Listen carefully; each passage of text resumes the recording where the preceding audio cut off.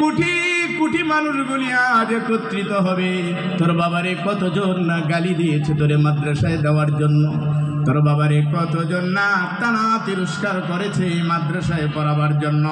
আজকে তাদের সামনে কোটি কোটি মানুষের সামনে তোর বাবাকে মর্যাদা দেওয়ার মতন মর্যাদা দিয়া ছেলের সাথে বাবা মায়ের মিল সংযোগ আমি আল্লাহ আমার কুদরতি নিজামে করে দেওয়ার ইচ্ছা রয়েছে। আল্লাহু আকবার বলে। আসরের ময়দানে সবচেয়ে শানদার যেই টুপিগুলি পরানো হবে, মাথায় যেই ক্যাপ আর তাজগুলি পরানো হবে, দুনিয়ার রাজা বাদশাদেরও তা দেওয়া হবে না যতটা দেওয়া হবে একজন হাফেজের বাবার মাথায়। আল্লাহু আকবার বলেন না। কিয়ামতের সেই মুসিবতের দিনে হাফেজগুলি উঠে যাবে।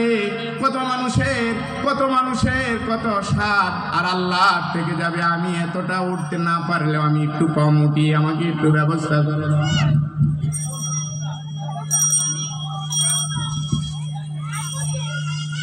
দুনিয়ায় 7 তলা বিল্ডিং এর নিচে বসবাস করে দেখেন, খালি চোখ 7 তলার দিকে যায়, খালি চোখ 7 তলা গুলির দিকে যায়, পারবে না বানাতে কোনোদিন।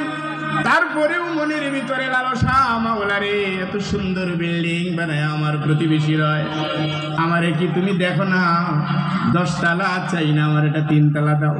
3 তলারও দরকার নেই রে মাওলা, কোন রকম মাথা গুজার একটু ঠাই আমারে করে দাও, আমি একটু থাকতে চাই। দিল আল্লাহ রাব্বুল আলামিন দিয়ে দেন। দুনিয়ার বাস্তব জীবনের নমুনা হলো এটা। কিয়ামতের ময়দানে একটা হাফেজের এই সম্মান দেখার পরে কত মানুষ ভাববে আহারে আজকে হাফেজদের কত সম্মান, আমি সেই 6666টা চাই না মাওলারে, কেবলমাত্র আমারে 10 তলা একটা বিল্ডিং এর মালিক বানায়া দাও। রব্বে কারীম বলবেন বিল্ডিং এর, আজ এই বিল্ডিং এর জিম্মাদারি আমি